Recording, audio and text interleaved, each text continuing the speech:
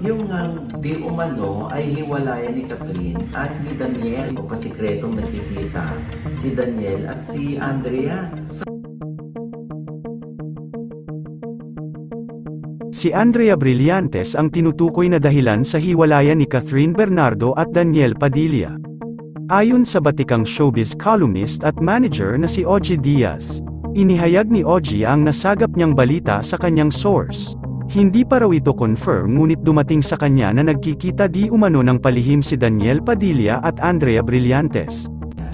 Yung di umano ay hiwalayan ni Catherine at ni Daniel na ang dahilan daw ay si... Sino?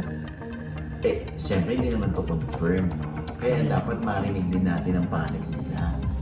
Kasi nililink si Daniel kay Andrea Brillantes. Hanggang hindi mamatay-matay.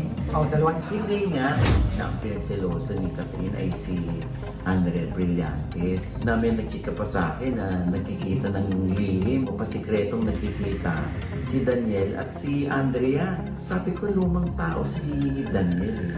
So medyo may pagka-conservative yun. Si Daniel Kasi talagang grabe din niyang mahal si Catherine. Ano mangyayari yun? Sabi sa akin, basta, abangan na lang natin. Alam naman natin na pinagselosa noon ni Catherine Bernardo si Andrea Brillantes sa pagiging close nito kay Daniel. Kaya't lumabas nito kamakailan lang na ayaw ni Catherine Bernardo na maka-work sa isang movie si Andrea. Sa tinuturong dahilan sa hiwalayan ni Catherine at Daniel, pinagkaguluhan na si Andrea Brillantes ang ugat ng dahilan sa hiwalayan ng sikat na mag-couple. Sa isang buwan na balitang hiwalay na di umano sila, isa pa sa lumabas na balita na ang dahilan ng hiwalayan nito ay ang pagbabalandra ng katawan ni Catherine Bernardo sa social media. Sexy pictures na kasi ang mga binabahagi ni Catherine ngayon. Sa latest post nito makikita ang kaseksihan ng dalaga na umani ng samut-saring reaction.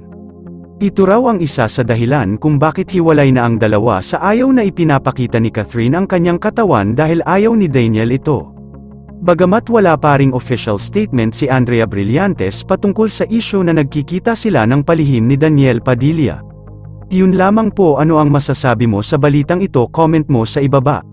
Huwag kakalimutan i-like ang video na ito. Maraming salamat po sa panunood.